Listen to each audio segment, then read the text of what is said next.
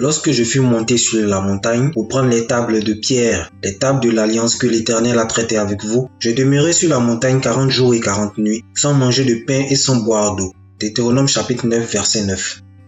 Le moment le plus important de ta relation avec Jésus est celui où il te communique sa volonté. Rien ni personne ne doit te pousser à interrompre ce moment.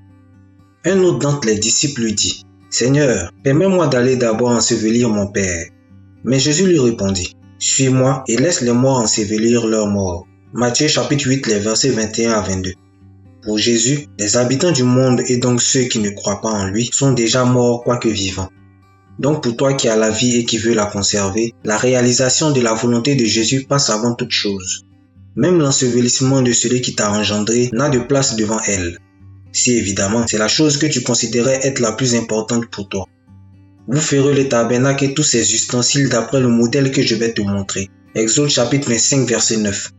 Moïse examina tout le travail. Et voici, ils avaient fait comme l'Éternel l'avait ordonné. Exode chapitre 39 verset 43. Lorsque le Seigneur te donnera une instruction, tu réaliseras sa volonté telle qu'il te l'a montrée et autant qu'il t'aura fixé. Tu ne feras ni plus ni moins. L'Éternel dit à Noé, « Entre dans l'arche. » Genèse chapitre 7 verset 1. Alors Dieu parla à Noé en disant, « Sors de l'arche. » Genèse chapitre 8 verset 15. Lorsque le Seigneur te confie une tâche qui dure dans le temps, c'est lui qui te dira lorsque tu devras arrêter. Maintenant nous savons que tu sais toutes choses et que tu n'as pas besoin que personne t'interroge. Jean chapitre 16 verset 30. Il n'y a point de sagesse devant Dieu. Il sait tout, il connaît tout. Ce qu'il te dit, tu dois l'appliquer, un point c'est tout. Et cela même si tout, y compris ta propre intelligence, le contredit. Ce même jour, quelques pharisiens vinrent lui dire, « Va-t'en, pars d'ici, car Hérode veut te tuer. » Il leur répondit, « Allez et dites à ce renard, voici je chasse les démons et je fais des guérisons aujourd'hui et demain, et le troisième jour j'aurai fini. » Luc chapitre 13, les versets 31 et 32. Il ne faut guère avoir égard à l'apparence des gens, quel que soit leur titre, leur position dans la société, leur pouvoir. Jésus reste le maître de l'univers. Sa volonté doit être exécutée quelle que soit l'opposition. Car l'amour de Dieu consiste à garder ses commandements. 1 Jean chapitre 5 verset 3. L'amour de Dieu consiste à garder ses commandements. Ce n'est pas une question d'émotion ou de sentiment. Dès lors, Jésus commença à faire connaître à ses disciples qu'il fallait qu'il allât à Jérusalem, qu'il souffrit beaucoup de la part des anciens, des principaux sacrificateurs et des scribes, qu'il fut mis à mort et qu'il ressuscita le troisième jour. Pierre, l'ayant pris à part, se mit à le reprendre et dit, « À Dieu ne plaise, Seigneur, cela ne t'arrivera pas. » Mais Jésus se retournant dit à Pierre, « Arrière de moi, Satan, tu mets en scandale, car tes pensées ne sont pas les pensées de Dieu, mais celles des hommes. » Matthieu chapitre 16, les versets 21 à 23.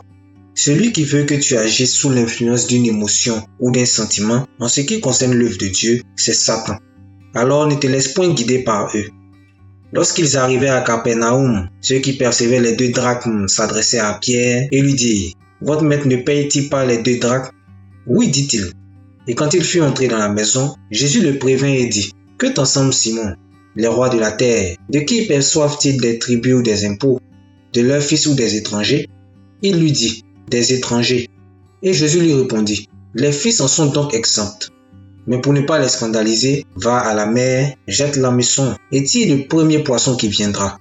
Ouvre la bouche et tu trouveras un statère. Prends-le et donne-le leur pour moi et pour toi. Matthieu chapitre 17, les versets 24 à 27. Nous voyons ici que Jésus confirme la réponse que Pierre a donnée à ceux qui percevaient le tribut. Cependant, sa volonté était quand même de leur donner cet argent, malgré le fait qu'ils n'y étaient pas tenus. Ainsi, tu dois toujours te souvenir de demander l'avis du Seigneur concernant les moindres de tes décisions, car tu ne sais si ton choix est en accord avec sa volonté. Je vous laisse la paix, je vous donne ma paix. Je ne vous donne pas comme le monde donne, que votre cœur ne se trouble point et ne s'alarme point. Jean chapitre 14, verset 27. Sache que le mal qui t'arrive n'est point la volonté de Dieu, car il nous a donné sa paix. Et il ne nous la retirera point tant que nous demeurons avec lui. Notre ennemi, c'est le monde. Vous entendrez parler de guerre et de bruit de guerre. Gardez-vous d'être troublés, car il faut que ces choses arrivent. Mais ce ne sera pas encore la fin.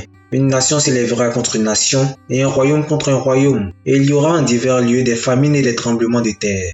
Matthieu chapitre 24, les versets 6 et 7. Ce qui arriva du temps de Noé arrivera de même à l'avènement du Fils de l'homme.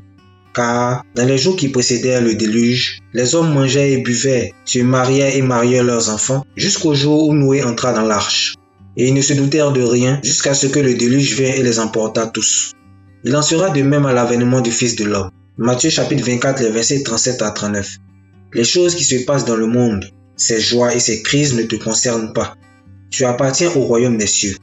Et ta part est de garder les commandements du Seigneur à tout prix et en toutes circonstances. Veillez et priez afin que vous ne tombiez pas dans la tentation. L'esprit est bien disposé, mais la chair est faible. Matthieu chapitre 26, verset 41. Vous aurez des tribulations dans le monde, mais prenez courage, j'ai vaincu le monde. Jean chapitre 16, verset 33. Mais celui qui persévérera jusqu'à la fin sera sauvé. Matthieu chapitre 24, verset 13. La veille, qui consiste à toujours se rassurer d'être en train de faire ce que Jésus nous a commandé. Le courage devant les misères que nous cause le monde et la persévérance sur le chemin de la vie doivent t'accompagner tous les jours de ta marche avec Jésus.